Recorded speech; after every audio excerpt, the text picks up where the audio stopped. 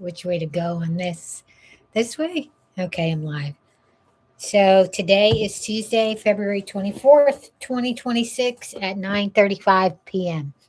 Coming live a little earlier again because I actually reset my clock because I was been sleeping in too much lately, being retired.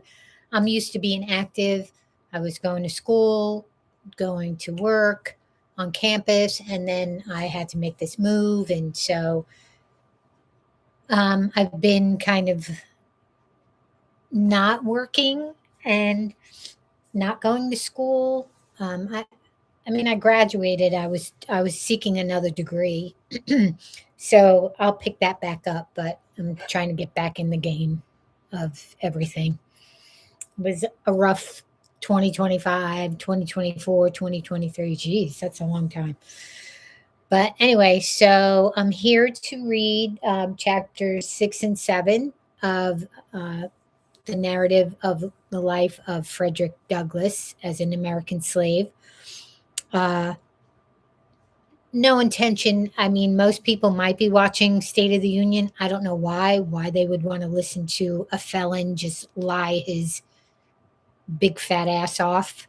And disgusting rhetoric that comes from these people instead of, you know, learning about somebody who is actually an American hero, um, and uh, and the life that he had to endure at the hands of people like uh, the felon and the goons that you know reign with him. So I didn't mean to go off on that tangent, but I felt the need to say that. Also, any kind of updates on any kind of true crime that I'm following, I'm going to do another video, so I might pop in and do another video. Um, so I'm, doing my whole get ready for bed thing too. So I have my chamomile tea in my stickered layered kind of Coke cup. And also, as recommended by a person that I follow on, just started following on YouTube. Her name is Brittany. I can't remember her last name. She's a hairstylist, and she's doing a lot of Dollar Tree hacks, and so she had recommended this like sleep spray or pillow spray, and I actually found it at Dollar Tree. I couldn't find it before. It was a different name, so it's under pillow personal care pillow spray, and it's lavender scent, so it actually does have lavender in it. Of course, it has other stuff in it, but it has chamomile, lavender, glycerin, yada yada yada stuff that I can't pronounce, which I'll probably look up on Chat GPT. But if you spritz it like on your coverings and stuff like that, and wait until let it settle in, it has melatonin in it and essential oils. It smells nice, and you can really smell the lavender in it, and so it's a nice relaxing scent. And I also spray it in Cassie's area too, and it seems to help her. She has a lot of anxiety. Poor little girl. She just hopped up there. Anyway, so back in the fireside. I don't know if I titled this right. I think I did. I'll have to look. I'll fix it if I didn't. But anyway, so let's get started. I saw somebody pop in and pop out, but um, whether people are listening or not, uh, hopefully eventually people will listen. But this is good because I've been slacking on my reading. That's the other thing. I always was an avid reader, a voracious reader, and lately I just can't get away from my doom scrolling and stuff. So that's really a distraction from other things that I like to do, like my art and reading and other things, travel.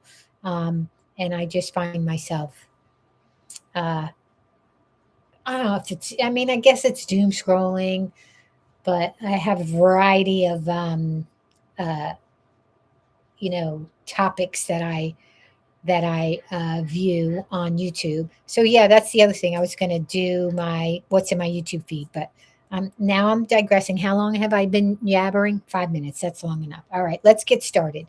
So we're going to start with chapter 6 of the narrative of the life of Frederick Douglass, an American slave.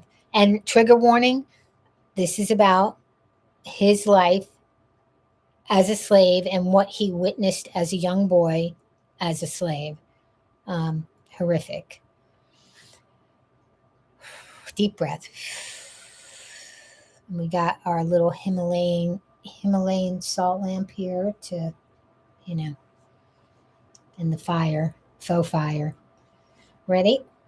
So chapter 6. This is after he moved to Baltimore, like he just arrived at Baltimore. His slave owner, his master, sent him off to a different family. My new mistress proved to be all she appeared when I first met her at the door, a woman of the kindest heart and finest feelings.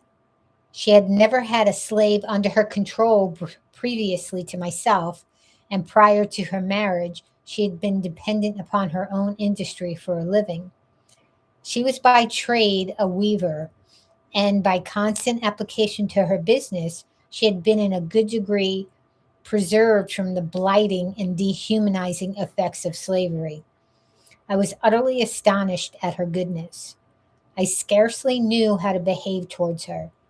She was entirely unlike any other white woman I had ever seen. I could not approach her as I was accustomed to approach other white ladies. My early instruction was all out of place. The crouching, civility, usually so acceptable a quality in a slave, did not answer when manifested toward her. Her favor was not gained by it. She seemed to be disturbed by it. She did not deem it impudent or unmannerly for a slave to look her in the face. The meanest slave was put fully at ease in her presence, and none left without feeling better for having seen her. Her face was made of heavenly smiles, and her voice tranquil music. But alas, this kind heart had but a short time to remain such. The fatal poison of irresponsible power was already in her hands, and soon commenced its infernal work. That cheerful eye, under the influence of slavery, soon became red with rage. That voice made all of the sweet accord change to one of harsh and horrid discord, and that angelic face gave place to that of a demon. Ooh, ooh, what is happening? Like, I mean, if she's complicit in, accepting a slave to her household, she's not angelic. Very soon after I went to live with Mr. and Mrs. Ould, she very kindly commenced to teach me the ABC. After I had learned this, she assisted me in learning to spell words of 3 or 4 letters. Just at this point of my progress, Mr. Ould found out what was going on and at once forbade Mrs. Ould to instruct me further, telling her, among other things, that it was unlawful as well as unsafe to teach a slave to read. To use his own words, further, he said, if you give an N, I'm sorry, I can't bring myself to say that, and I know it's in the context of Frederick's writing, and it's his story to tell. I just can't bring myself to say it. I just can't.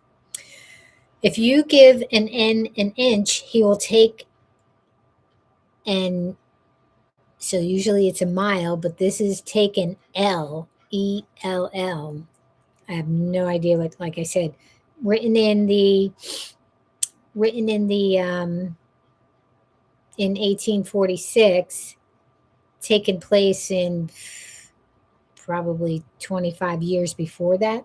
Oh, right, because he was probably 7 or 8, and I think he wrote this when he was about 27, maybe, if I'm correct. Um, so, an English language learner is a student. No, that's not it. Maybe it is.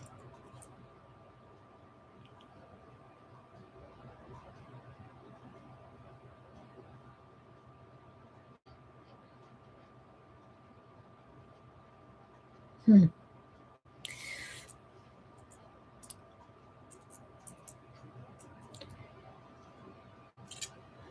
Sorry, I'm just looking something up here.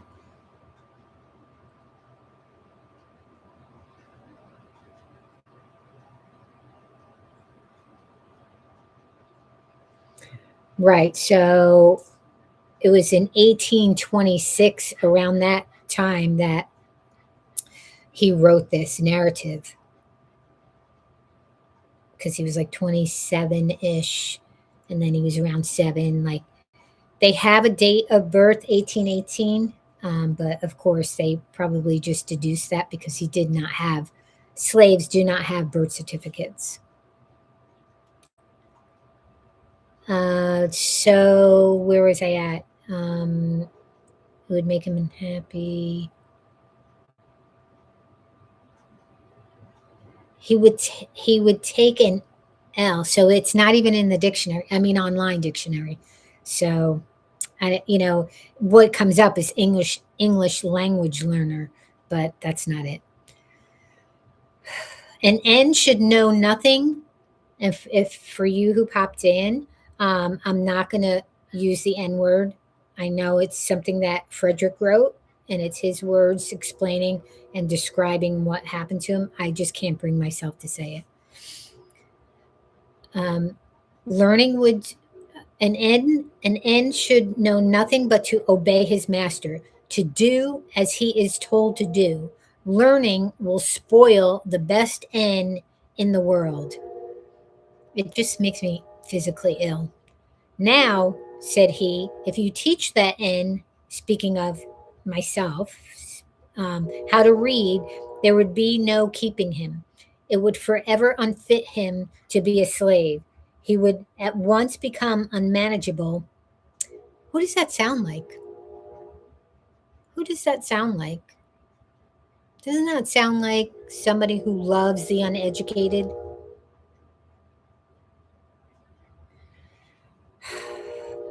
He would at once become unmanageable and of no value to his master. As to himself, it could do him no good, but a great deal of harm. It would make him discontented and unhappy. These words sank deep into my heart, stirred up sentiments within that lay slumbering, and called into existence an entirely new train of thought. It was a new and special revelation. I don't know if you can hear in the background the train. It's loud. They're loud. It was a new and special revelation explaining dark and mysterious things with which my youthful understanding had struggled, but struggled in vain. I now understood what had been to me a most perplexing difficulty, to wit, the white man's power to enslave the black man. It was a grand achievement, and I prized it highly. From that moment, I understood the pathway from slavery to freedom. It was just what I wanted, and I got it at a time when I the least expected it. Whilst I was saddened by the thought of losing the aid of my kind mistress, I was gladdened by the invaluable instruction which, by the merest accident, I had gained from my master. So, yeah, that was education that the master probably unintendedly, unintentionally gave to him, because they're stupid, stupid criminals. Anyway, I digress again. Though conscious, oh, words of the difficulty of learning without a teacher, I set out with high hope and a fixed purpose, at whatever cost of trouble, to learn how to read. The very decided manner with which he spoke and strove to impress his wife with the evil consequences of giving me instruction served to convince me that he was deeply sensible of the truths he was uttering. It gave me the best assurance that I might rely with the utmost confidence on the results which he said would flow from teaching me to read. What he most dreaded, that I most desired. What he most loved, that I most hated. That which to him was a great evil, to be carefully shunned, was to me a great good, to be diligently sought.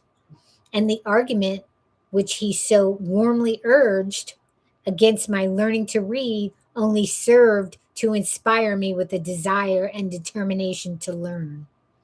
In learning to read, I owe as almost as much to the bitter opposition of my master as to the kindly aid of my mistress. I acknowledged the benefit of both. I had resided but a short time in Baltimore before I observed a marked difference in the treatment of slaves from that which I had witnessed in the country. A city slave is almost a free man, compared with a slave on the plantation. He is much better fed and clothed and enjoys privileges altogether unknown to the slave on the plantation. There is a vestige of decency, a sense of shame that does much to curb and check those outbreaks of atrocious cruelty so commonly enacted upon the plantation.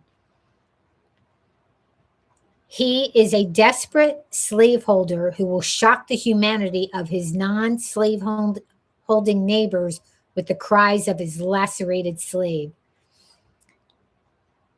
Few are willing to incur the odium attached to the reputation of being a cruel master, and above all things, they would not be known as not giving a slave enough to eat.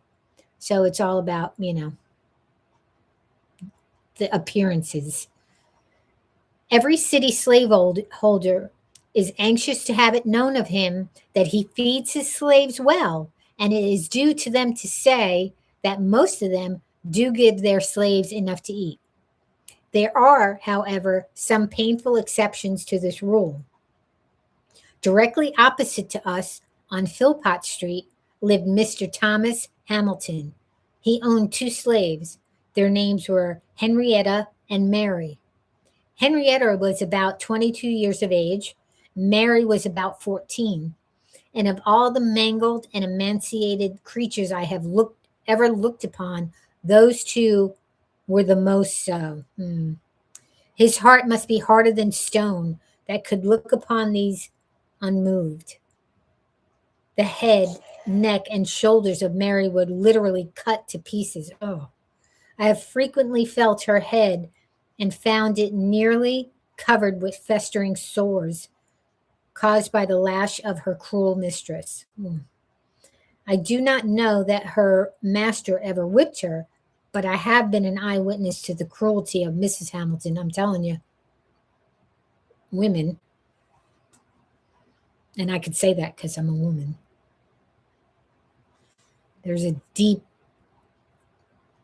you know. I do not know that her master ever whipped her, but I have been an eyewitness to the cruelty of Mrs. Hamilton. I used to be in Mrs. Hamilton's house nearly every day. Mrs. Hamilton used to sit in a large chair in the middle of the room with a heavy cow skin always by her side, and scarce an hour passed during the day but was marked by the blood of one of these slaves. The girl seldom passed her without her saying, "Move faster, you black gip," at the same time giving them a blow with the cow skin over the head or shoulders, often drawing the blood. She would then say, "Take that, you black gip," continuing. If you don't move faster, I'll move you. Added to the cruel lashings to which these slaves were subjected, they were kept nearly half starved. They seldom knew what it was to eat a full meal. I have seen Mary contending with the pigs for the offal thrown into the street. So much was Mary kicked and cut to pieces that she was oftener called pecked than by her name. Hmm. Chapter 7. I lived in Master Hugh's family about 7 years. During this time, I succeeded in learning to read and write. In accomplishing this, I was compelled to resort to various stratagems. I had no regular teacher.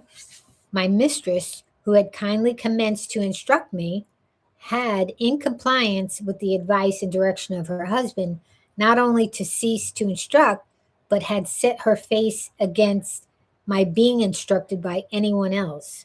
Wait, I'm confused. Succeeding to learn in accomplishing this, I was compelled to resort to I had no regular my mistress, who had kindly commenced to instruct me, had, in compliance with the advice and directions, so she not only ceased to instruct, but had set her face against being me. Okay.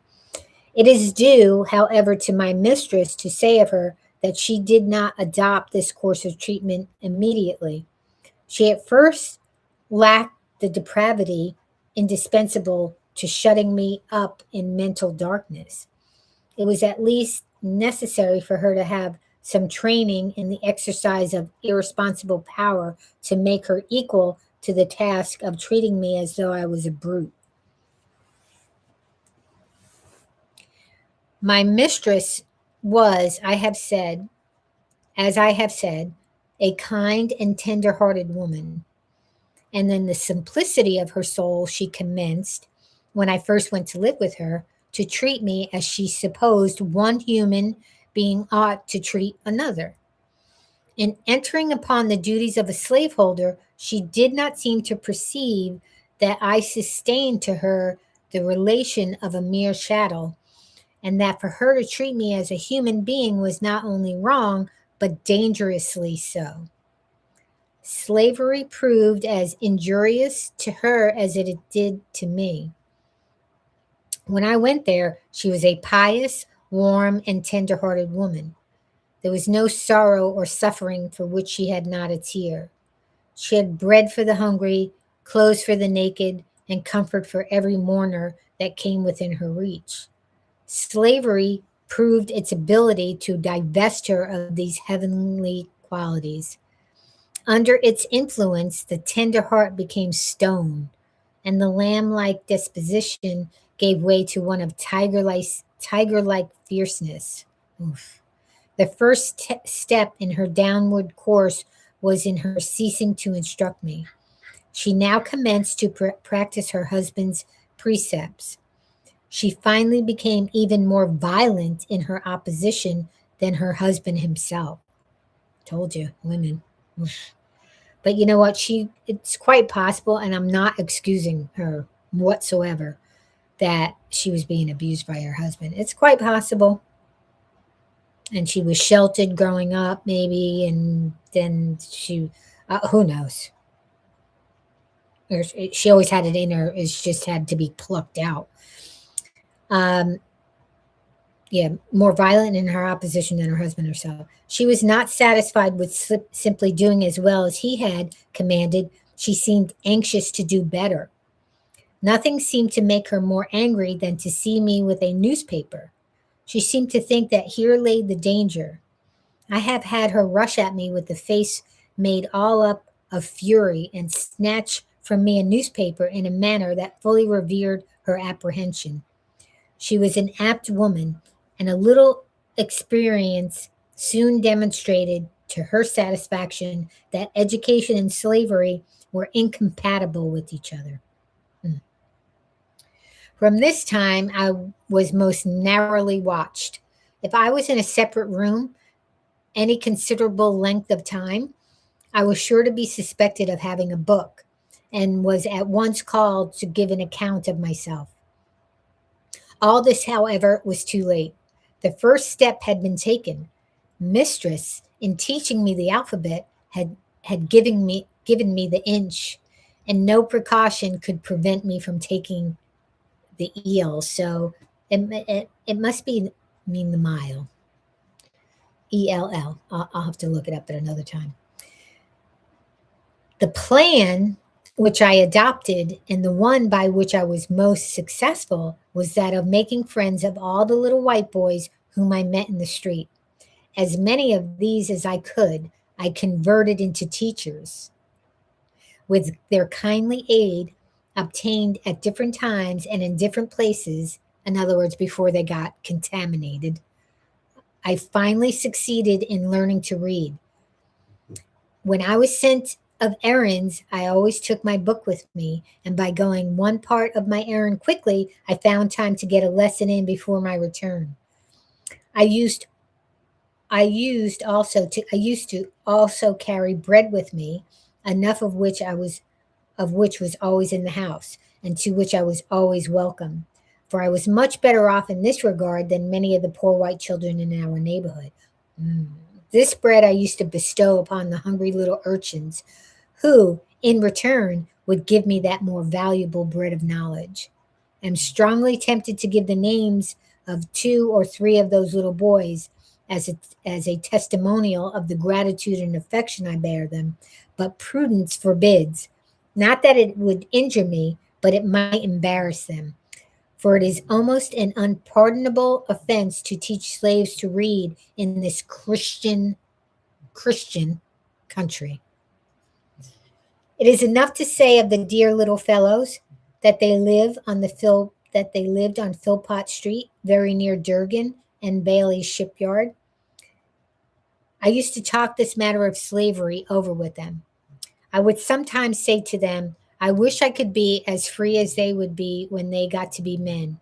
You will be free as soon as you are 21, but I am a slave for life. Have not I as good a right to be free as you have? These words used to trouble them. They would express for me the liveliest sympathy and console me with the hope that something would occur by which I might be free. I was now about 12 years old, and the thought of being a slave for life began to bear heavily upon my heart. Just about this time, I got hold of a book entitled The Columbian Orator. Every opportunity I got, I used to read this book. This is amazing. This is absolutely amazing that this young boy went from 0 to 100 like this. Among among much of the other interesting matter, I found in it a dialogue between a master and his slave. The slave was represented as having run away from his master 3 times. The dialogue represented the conversation which took place between them when the slave was retaken the 3rd time. In this dialogue, the whole argument in behalf of slavery was brought forward by the master, all of which was disposed by the slave. The slave was made to say some very smart as well as impressive things in reply to his master, things which had the desired though unexpected effect. For the conversation resulted in the voluntary emancipation of the slave on the part of the master. So he convinced the master. In the same book, I met with one of Sheridan's mighty speeches on and in behalf of Catholic emancipation. There were choices. There were choice documents. These were choice documents to me. I read them over and over again with unabated interest. They have they gave tongue. I'm sorry. They gave tongue to interesting thoughts of my own soul, which had frequently flashed through my mind and died away for want of utterance. The mora, which I gained from the dialogue, was the power of truth over the conscience of even a slaveholder. the power of truth. What I got from Sheraton was a bold denunciation of slavery and a powerful vindication of human rights. The reading of these documents enabled me to utter my thoughts and to meet the arguments brought forward to sustain slavery. But while they relieved me of one difficulty, they brought on another even more painful than the one of which I was relieved. The more I read, the more I was led to abhor and detest my enslavers. I could regard them in no other light than a band of successful robbers who had left their homes and had gone to Africa and stolen us from our homes and in a strange land reduced us to slavery. I loathed them as being the meanest as well as the most wicked of men. As I read and contemplated the subject,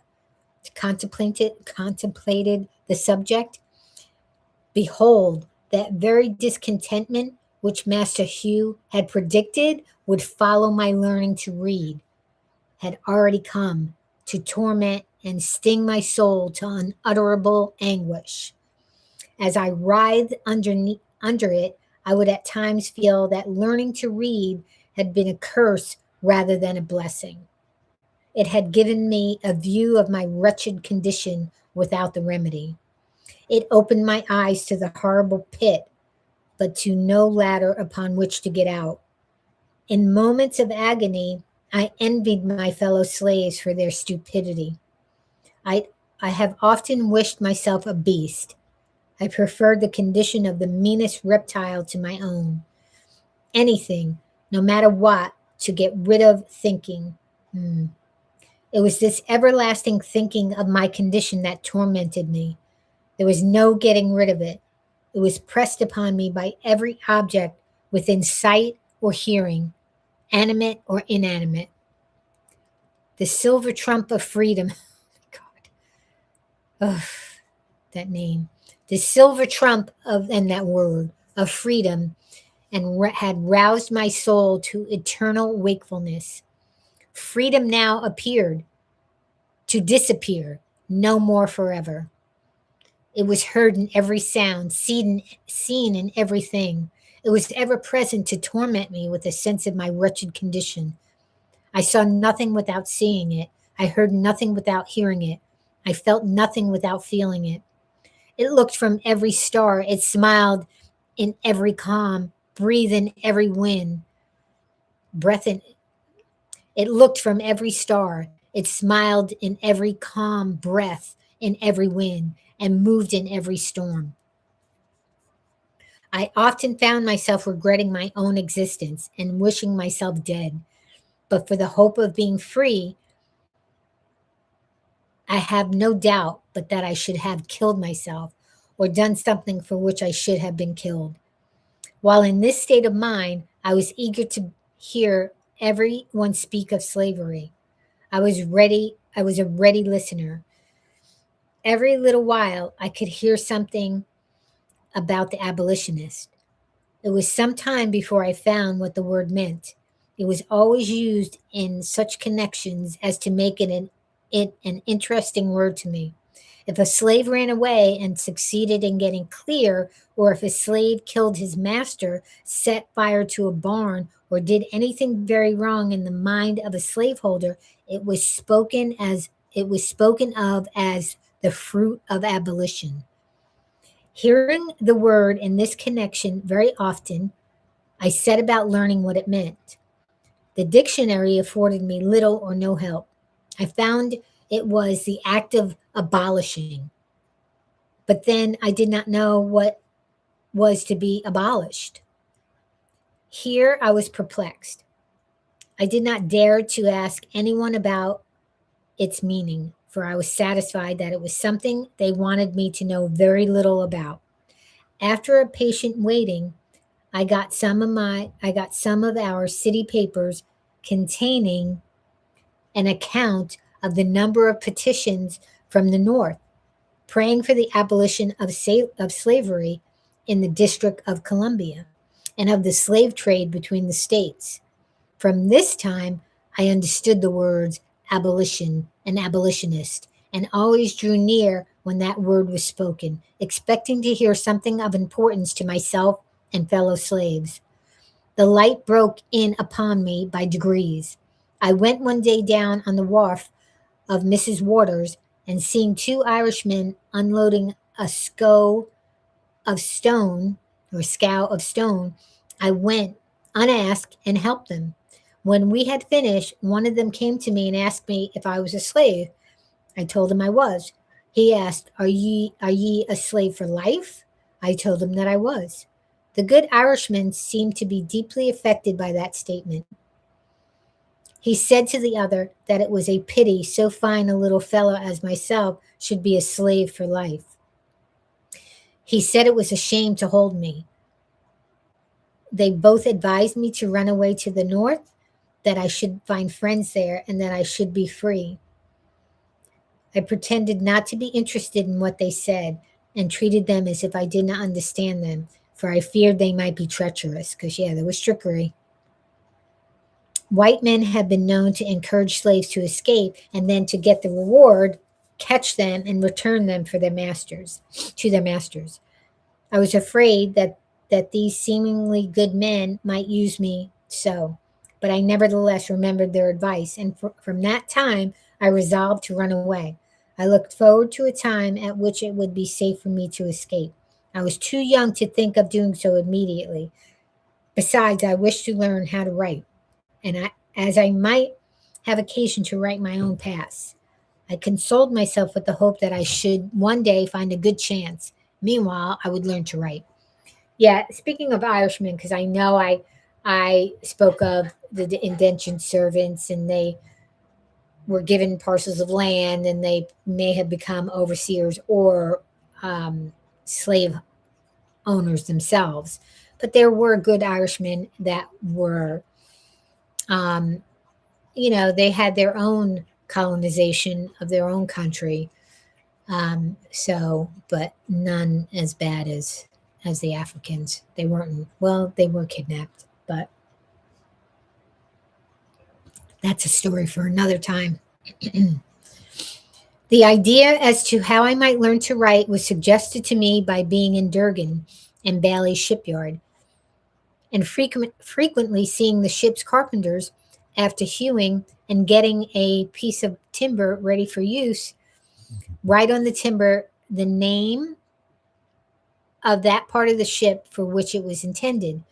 When a piece of timber was intended for the larboard side, it would be marked thus L. When a piece was for the starboard side, it was marked thus S. A piece for the larboard side forward would be marked thus LF. When a piece was starboard side forward, it would be marked thus SF. For larboard aft, it would be marked thus LA. For starboard aft, it would be marked thus SA. I soon learned the names of these letters and for what they were intended when placed upon a piece of timber in the shipyard. I immediately commenced copying them, and in a short time was able to make the four letters named. After that, when I met with any boy who I knew could write, I would tell him I could write as well as he. The next word would be, I don't believe you. Let me see you try it. I would then make the letters, which I had been so fortunate, okay, it was just a little, oh, my thing is in front of it, so fortunate as to learn, and ask him to beat that. In this way, I got a good many lessons in writing, which is quite possible I should never have gotten in any other way. During this time, my copybook was the board fence, brick wall, and pavement. My pen and ink was a lump of chalk. With these, I learned mainly how to write. I learned mainly how to write. I then commenced and continued copying the italics in Webster's spelling book until I could make them all without looking on the book. By this time, my little master Thomas had gone to school and learned how to write, and had written over a number of copybooks. These had been brought home and shown to some of our near neighbors and then laid aside. My mistress used to go to class meetings at the Wilk Street meeting house every Monday afternoon and leave me to take care of the house. When left thus, I used to spend the time in writing in the spaces left in the master's copybook, copying what he had written. I continued to do this until I could write a hand very similar to that of Master Thomas. Thus, after a long, tedious effort for years, I finally succeeded in learning how to write. Brilliant. Just brilliant. All right, that's the end of chapter 7. How long have I been on? 40 minutes? Let me read chapter 8, and then I'll add that to the title. So one last chapter, chapter 8, and then, we'll call it a night for that. And I might come back on live so I could talk about other things that I started to drift off. I have to be careful because my ADHD, I want to just do all the things. Chapter 8. In a very short time after I went to live at Baltimore, my old master's young son Richard died. And in about 3 years and 6 months after his death, my old master, Captain Anthony, died, leaving only his son Andrew and daughter Lucretia to share his estate. He died while on a visit to see his daughter at Hillsborough. Who died?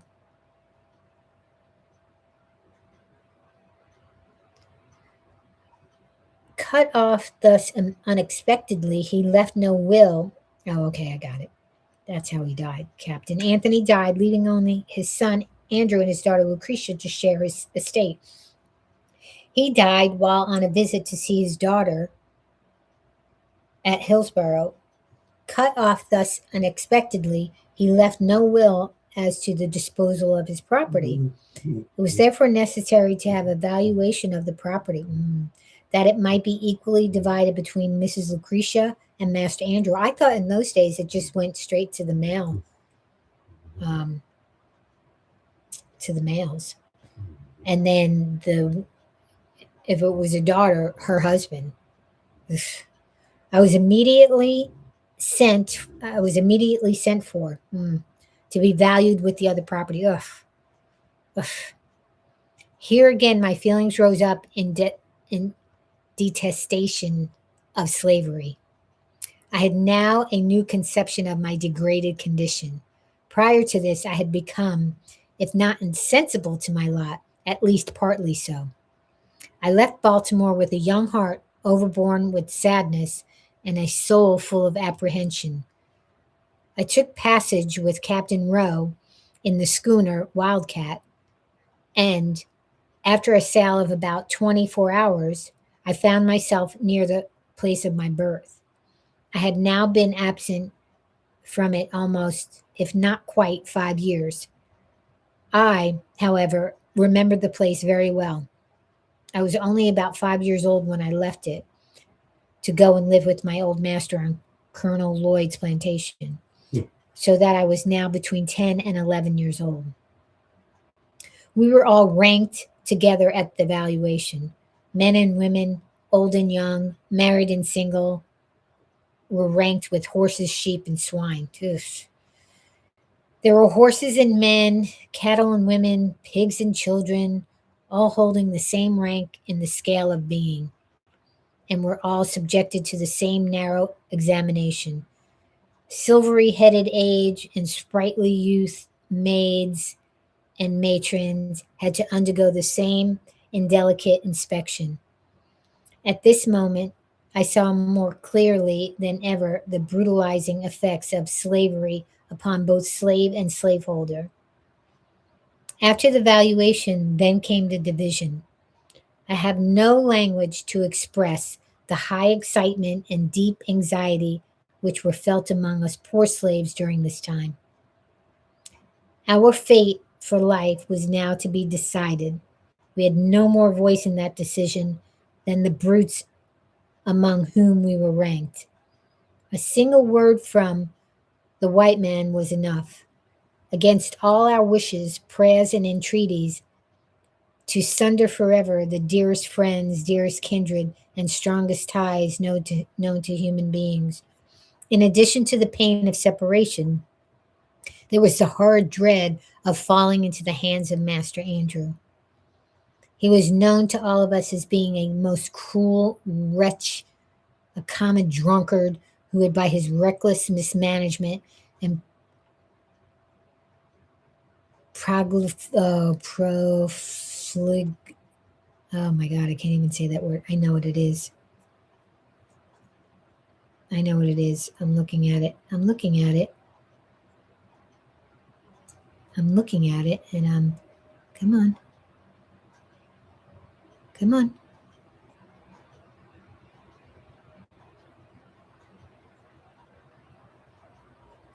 Simplify. Ask AI assistant. Yeah, we're gonna. I should have figured this out. I should be able to just get right to it. Profligate. Profligate. Describes someone or something recklessly wasteful, extravagant, or shamelessly immoral. I would say shamelessly immoral is what he's going for. Profligate. Dissipation.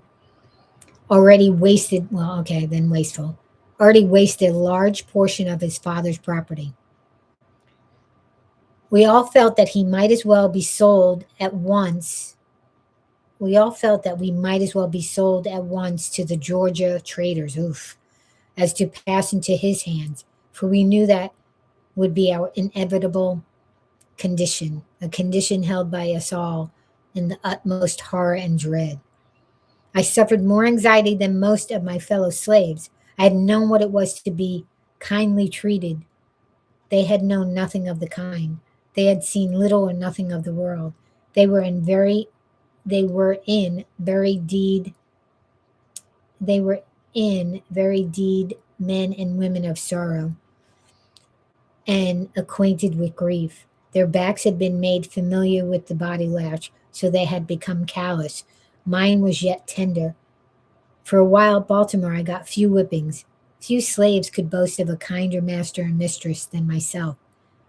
The thought of passing out of their hands into those of Master Andrew, a man who but a few days before to to give me a sample of his bloody disposition, took my little brother by the throat, threw him on the ground, and with the heel of his boot stamped on his head till the blood gushed from his nose and ears. Oh my God! And was well calculated to make me anxious as to my fate. After he had committed this savage outrage upon my brother, he turned to me and said that that was the way he meant to serve me one of these days, meaning, I suppose, when I came into his possession. Thanks to a kind providence, I fell to the portion of Miss Lucretia and was sent immediately back to Baltimore to live again in the family of Master Hugh. Their joy at my return equaled their sorrow at my departure. It was a glad day to me. I had escaped a worse than lion's jaws. I was absent from Baltimore for the purpose of evaluation and division just about 1 month, and it seemed to have been 6. Very soon after my return to Baltimore, my mistress, Lucretia, died, leaving her husband and one child, Amanda, and in a very short time after her death, Master Andrew died. Well, you know what? Justice. Karma. Justice. Leaving her husband and one child, Amanda, and in a very short time after her death, Master Andrew died. Now, all the property of my old master, slaves included, was in the hands of strangers, strangers who had nothing to do with accumulating it. Not a slave was left free. It all remained slaves from youngest to oldest. If any one thing in my experience more than another served to deepen my conviction of the infernal character of slavery and to fill me with the unutterable loathing of slaveholders, it was their base ingratitude to my poor old grandmother. She had served my old master faithfully from youth to old age. She had been the source of all his wealth. She had peopled his plantation with slaves. She had become a great grandmother in his service. She had rocked him in infancy, attended him in childhood, served him through his life, and at his death wiped his icy brow, the cold death sweat, and closed his eyes forever. She was nevertheless left a slave for life, a slave in the hands of strangers. And in their hands she saw her children, her grandchildren, her great grandchildren, divided like so many sheep without without being gratified with small privilege of a single word as to their or her own destiny. And to cap the climax of their base ingratitude and fiendish barbarity, my grandmother, who was now very old, having outlived my old master and all his children, having seen the beginning and the end of all of them, and her present owners finding she was of but little value, her frame already racked with the pains of old age and complete helplessness, fast stealing over her once active limbs, they took her to the woods, built her a little hut, put her up in a little mud chimney, and then made her welcome to the privilege of supporting herself there in perfect loneliness, thus virtually turning her out to die.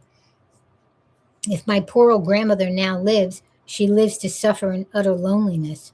She lives to remember and mourn over the loss of children, the loss of grandchildren, and the loss of great grandchildren. They are, in the language of the slave's poet, Whittier, gone, gone, sold and gone. To the rice, swamp dank and lone, where the slave whip ceaseless swings, where the noisome insect stings, where the fever demon strews, poison with the falling dews, where the sickly sunbeams glare through the hot and misty air. Gone, gone, sold and gone, to the rice swamp dank and lone, from Virginia hills and waters, woe is me from my stolen daughters. The hearth is desolate. The children, the unconscious, I don't know why I'm having trouble with that word, the unconscious children who once sang and danced in her presence are gone. She gropes her way in the darkness of age for a drink of water. Instead of the voices of her children, she hears by day the moans of the dove, and by night the screams of the hideous owl. All is gloom. The grave is at the door. And now, when weighed down by the pains and aches of old age, when the head inclines to the feet, when the beginning and ending of human existence meet, and helpless infancy and painful old age combine together, at this time, this most needful time, the time for the exercise of that tenderness and affection which children only can exercise towards a declining parent, my poor old grandmother, the devoted mother of 12 children, is left all alone in yonder little hut before a few dim embers. She stands, she sits, she staggers, she falls, she groans, she dies, and there are none of her children or grandchildren present to wipe from her wrinkled brow the cold sweat of death, or to place beneath the sod her fallen remains. Will not a righteous God visit for these things? In about 2 years after the death of Mrs. Lucretia, Master Thomas married his second wife. Her name was Rowena Hamilton. She was the eldest daughter of Mr. William Hamilton. Master now lived in St. Michael's. Not long after his marriage, a misunderstanding took place between himself and Master Hugh, and as a means of punishing his brother, he took me from him to live with himself at St. Michael's. Here I underwent another most painful separation. It, however, was not so severe as the one I dreaded at the division of property. For during this interval, a great change had taken place in Master Hughes and his once kind and affectionate wife. The influence of brandy upon him and of slavery upon her had effected a disastrous change in the characters of both, so that as far as they were concerned, I thought I had little to lose by the change. But it was not to them that I was attached. It was to those little Baltimore boys that I felt the strongest attachment. I had received many good lessons from them and was still receiving them, and the thought of leaving them was painful indeed. I was leaving, too, without the hope of ever being allowed to return. Master Thomas had said he would never let me return again. The barrier betwixt himself and brother he considered impassable. I then had to regret that I did not at least make the attempt to carry out my resolution to run away, for the chances of success are tenfold greater from the city than from the country. I sailed from Baltimore for St. Michael's in the sloop Amanda, Captain Edward Dotson. On my passage, I paid particular attention to the direction which the steamboats took to go to Philadelphia. I found instead of going, I found, I'm sorry, there's lots of commas in here and I'm not following along with it. I found instead of going down, on reaching North Point, they went up the bay and in a northeasterly direction. I deemed this knowledge of the utmost importance. My determination to run away was again revived. I resolved to wait only so long as the offering of a favorable opportunity. When that came, I was determined to be off. All right, I'm going to end it there. Chapter 8. So 6 to 8 I read. And so then I'll continue tomorrow. But yeah, cliffhanger. Did he escape on the sloop into Philly? I'm curious. But we'll find out tomorrow. Get rid of that one. We're going to bookmark.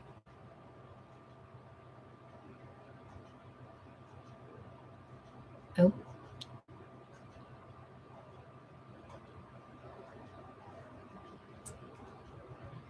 There we go. Okay. Chapter 9. Chapter 9. Page 51. All righty. All right. Until tomorrow, we'll continue on. But for those just joining, I started early. So if you want, you can start at the beginning or you can watch the replay. But thanks for popping in, for those who popped in and popped out. And I will see you tomorrow. I'm probably going to pop back on and maybe do some updates on some of these cases that I'm following and go through my YouTube feed. But thanks for joining me, and hopefully you're learning some Black history from Frederick Douglass and his narrative of his life as an American slave. It's heart-wrenching. So I think I'm going to change. You have the categories that you can list your YouTube videos under, and I have it under just people and blogs. I think I'm going to switch it to education just because some of the stuff in there is kind of, a lot of it is kind of rough and triggering. So I would probably have to be listed under education. But thanks for joining me, and I may see you in a few. Thank you. Bye.